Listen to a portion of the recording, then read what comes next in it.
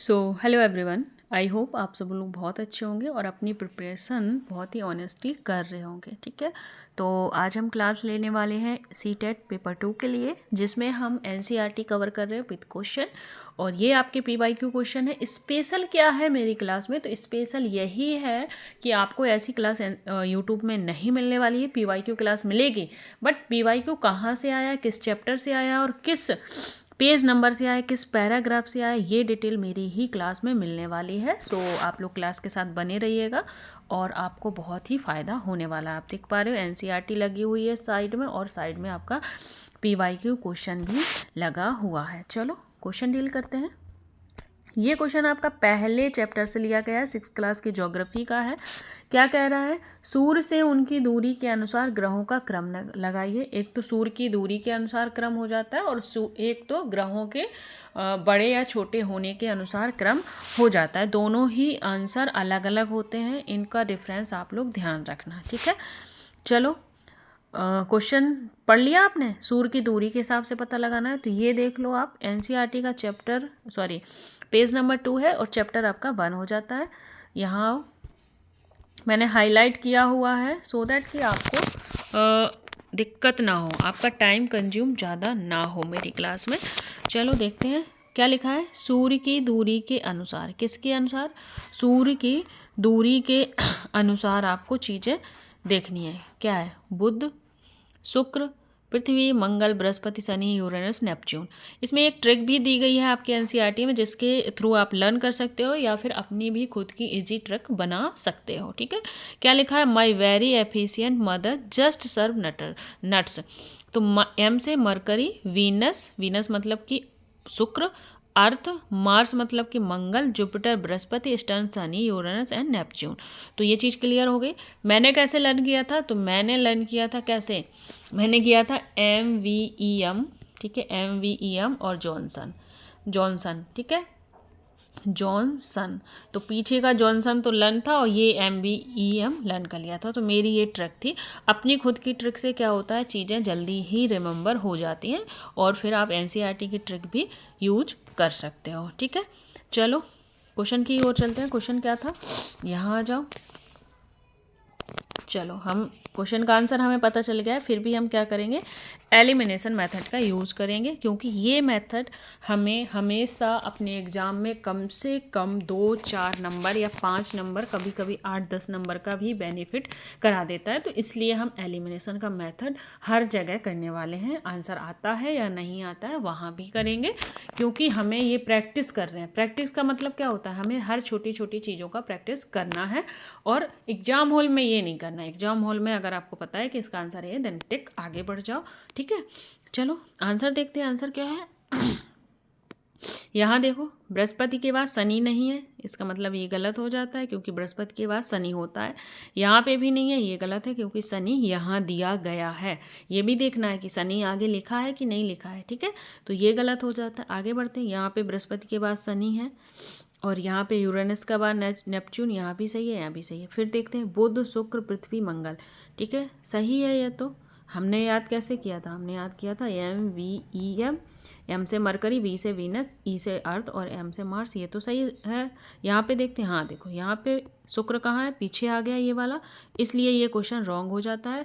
तो आंसर कौन सा बनेगा हमारा, बताइए? तो आंसर नंबर हमारा 3। ठीक है, क्लियर हो गया होगा। चलो आगे बढ़ते हैं। क्वेश्चन नंबर नेक्स्ट क्वेश्चन पढ़ते हैं। क्या है? तो अक्षांश के बारे में बताना है। तो आपको अक्षांश के बारे में चीज़ें पता होंगी, आई होप। क्या लिखा है?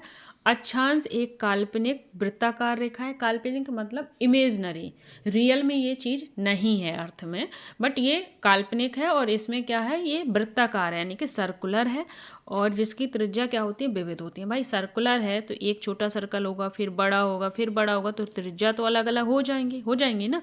फिर क्या लिखा है? अक्षांश में समय की पहचान की जा सकती है। फिर इसे अंशों में मापा जा सकता है। फिर विषुवत वृत्त के दोनों तरफ ध्रुवों के बीच की दूरी पृथ्वी के चारों ओर के वृत्त के 1/4 होती है। अब भाई जो बच्चा शॉर्ट नोट पढ़ रहा होगा, तो इतना लंबा चौड़ा ये वाला स्टेटमेंट देख के वो तो घबराने वाला है, उसे लगेगा ये क्या पढ़ा दिया।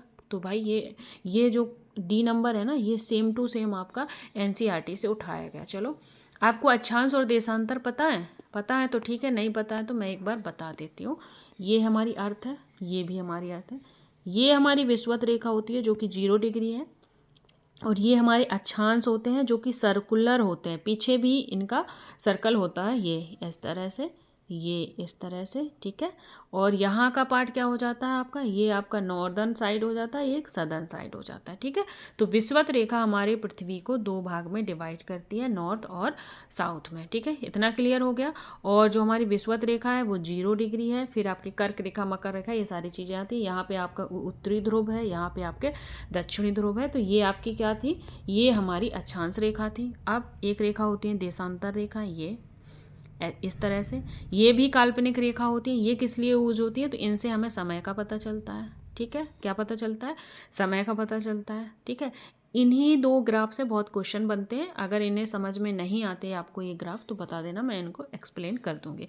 चलो, मैंने तो बता दिया कि भाई समय का पता तो किससे चल रहा है, देशांतर से चल रहा है, लेकिन फिर भी हम एनसीईआरटी पढ़ेंगे क्योंकि आपको बताना है कि लाइन टू लाइन कैसे उठाई है। चलो, पहली लाइन क्या है कि जो अक्षांश रेखाएं हैं वो कैसी होती हैं, काल्पनिक होती हैं, काल्पनिक होती हैं। फिर क्या लिखा है, अक्षांश अंशों में मापा जाता है, सेम स्टेटमेंट था। फिर देखो यहाँ पे जो बड़ा वाला स्टेटमेंट था, क्या लिखा है, विषुवत वृत्त से दोनों तरफ ध्रुवों के बीच की दूरी पृथ्वी के चारों ओर वृत्तों की 1/4 है, लिखा है ना। तो ये भी सही है, ये भी सही है, ये भी सही है। गलत क्या था आपका, टाइम वाला गलत था। टाइम वाला कौन सा ऑप्शन है, बी है। अगर बी है तो बी वाला ऑप्शन हम पहले एलिमिनेट कर देंगे, ठीक है। यहाँ पे भी गलत, यहाँ पे भी बी है गलत, यहाँ पे भी गलत है, यहाँ नहीं है, तो ये वाला आंसर राइट हो जाएगा। आंसर कौन सा राइट हुआ, 3rd। चलो नेक्स्ट क्वेश्चन की ओर पढ़ते हैं। नेक्स्ट क्वेश्चन, ये स्पेशली क्वेश्चन आपका पेडागोजी से लिया गया है, किससे, पैडा से लिया गया है। पर मैंने ये क्वेश्चन इसलिए डाला है कि आपको पता चले कि जो आपकी सब्जेक्ट की पेडागोजी है वो आपके क्या कहते हैं एनसीईआरटी से ही बनती है, तो आपको एनसीईआरटी अच्छे से पढ़नी होगी। चलो, क्या लिखा है, प्राथमिक स्तर यानी कि प्राइमरी लेवल पर छात्रों को दिशा की संकल्पना को प्रस्तुत करने के लिए सर्वोत्तम संसाधन क्या होगा। अगर छात्र हैं उसे दिशा के बारे में बताना है तो इम्पोर्टेंट सबसे अच्छा संसाधन कौन सा होगा, तो यहाँ पे आ जाइए। तो हमें सबसे अच्छा ढूंढना है, ठीक है। तो सबसे अच्छा क्या होता है हमारा, मानचित्र ही हो जाएगा भाई। मानचित्र से अच्छा तो कोई है ही नहीं। ग्राफ भी नहीं होगा, पुस्तक, कहानी पुस्तक भी नहीं होगी, पोस्टर भी नहीं होगा। चलो, मैंने यहाँ पे एक चैप्टर लगाया हुआ है, ये चैप्टर 4 है आपका, मानचित्र से रिलेटेड, इसको आप पढ़ लोगे। यहाँ पे आप बताइए मानचित्र के कितने घटक होते हैं। तो मानचित्र के आपके 3 घटक होते हैं, कौन कौन से, तो आपके हो जाते हैं दिशा, दूरी और प्रतीक। प्रतीक से क्वेश्चन बना हुआ है तो इसको बहुत अच्छे से आप लोग कवर कर लेना। ये भी सारे ही इंपॉर्टेंट है, बट प्रतीक से क्वेश्चन बना है और आज दिशा पर क्वेश्चन बन गया है, चाहे वो पेडागोजी में ही बना हो। तो प्रतीक से क्वेश्चन बना है, मैंने पहले क्लास ली हुई है तो उसमें आपको ये चीज़ें मिल जाएंगी देखने को, ठीक है। तो मैंने ये आंसर बता दिया, आपका मानचित्र ऑप्शन सही हो जाएगा। चलो नेक्स्ट क्वेश्चन की ओर बढ़ते हैं। नेक्स्ट क्वेश्चन है आपका बहुत ही इंपॉर्टेंट क्वेश्चन है, और ये 6 क्लास की एनसीईआरटी मान लो घोल के पी लो, क्योंकि 6-7 नंबर आराम से आपको सीटेट एग्जाम में इसी एनसीईआरटी से मिल जाएंगे।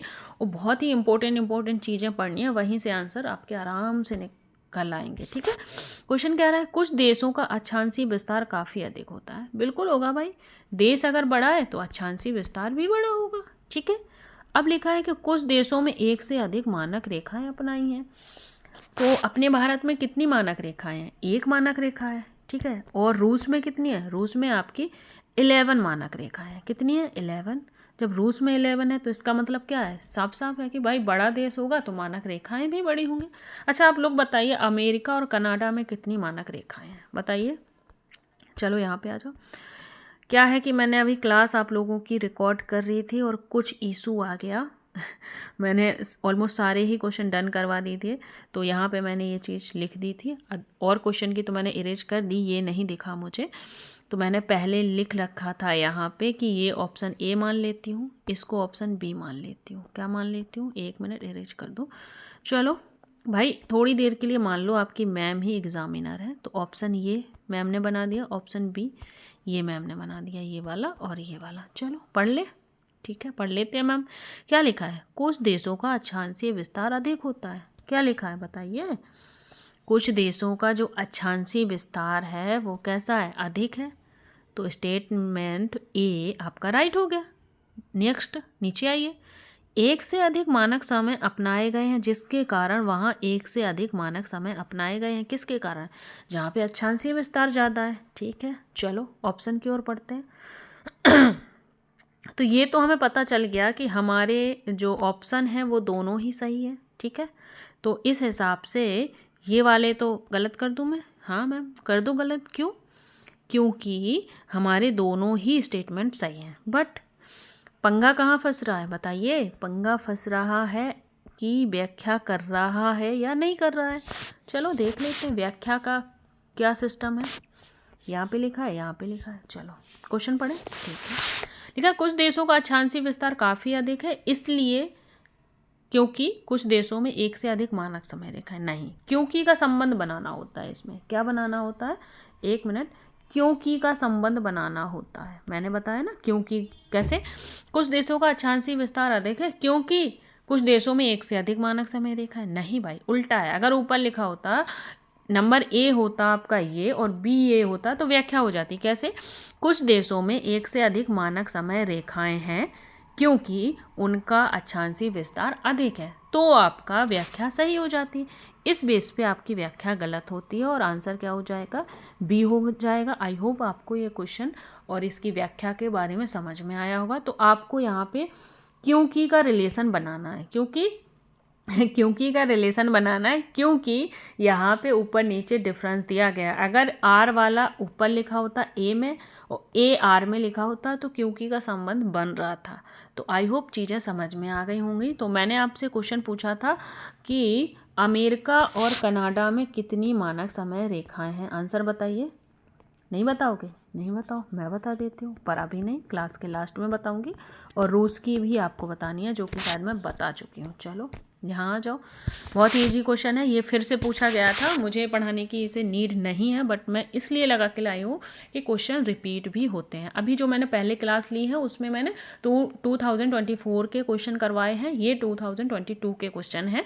तो यहाँ से क्वेश्चन देखो 24 में आया हुआ है, ये वाला सेम क्वेश्चन है। वहाँ पे ये मुझे यामोत्तर पढ़ने में प्रॉब्लम हो रही थी। तो देशांतर को भारत के लिए मानक यामोत्तर माना गया है, तो किस देशांतर को माना गया है, अभी मैंने बताया था 82.5 डिग्री, कितना। अब देखो मैंने यहाँ पे गलती की गलती, पकड़ा आपने, नहीं पकड़ा, चलो मैं बता देती हूँ क्या। तो 82.5 डिग्री आपका पश्चिम नहीं है भाई साहब, ये पश्चिम लिखा है, ये पूरब। तो आंसर क्या होगा, फोर्थ आंसर हो जाएगा। इसीलिए मैं एलिमिनेशन मेथड का यूज़ करने की बात करती हूँ आपसे, क्योंकि जब आप प्रैक्टिस में आप एलिमिनेशन मेथड डेली यूज करोगे तो आपके प्रैक्टिस में आ जाएगा और एग्ज़ाम हॉल में मिस्टेक नहीं होंगी।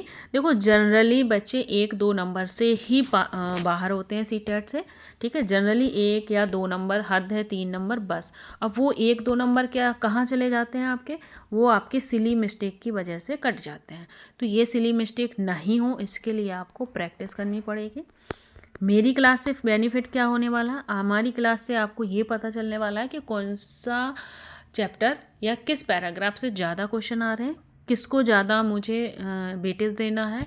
और एक सबसे इम्पोर्टेंट चीज़ ये होगी कि आपको एनसीईआरटी पढ़ने का तरीका पता चलेगा। जब हमें क्वेश्चन पता चल जाता है ना कि यहाँ से क्वेश्चन बना है, तो हमें एनसीईआरटी पढ़ने का क्या होता है, तजुर्बा हो जाता है। तजुर्बा हो जानते हो, यानी प्रैक्टिस हो जाती है। जैसे ही हम एनसीईआरटी पढ़ेंगे, अच्छा मैम ने यहाँ से ये क्वेश्चन बताया था, यहाँ से क्वेश्चन बना था, तो हम लोग क्या करते हैं, फिर उस चीज़ को बहुत ही डीपली पढ़ते हैं और वो चीज़ें हमारे माइंड में रह जाती हैं। तो इस बेस पर भी आपको ये क्लास यूज़फुल होने वाली है। बाकी आप प्रैक्टिस कर सकते हो, प्रीवियस ईयर क्वेश्चन की ही प्रैक्टिस करनी है। जितनी प्रैक्टिस हो जाए भर भर के प्रैक्टिस कर लो, इतनी प्रैक्टिस कर लो कि गलती के तो कोई चांस ही ना रहे और आपका सीटेट क्वालिफाई हो जाए। 100% हो जाएगा, बस आप बिलीव करो। सो आपको अब क्या करना है, चलो ये क्वेश्चन मैंने पूछा था उसका आंसर दे दूँ मैं, दे दो मैम। क्या, ये मानक समय रेखाओं के बारे में पूछा था, तो अमेरिका में 7 है, कनाडा में 6 है और रूस में आपकी 11 मानक समय रेखाएं हैं, ठीक है। तो चलो, thank you guys, take care and bye bye.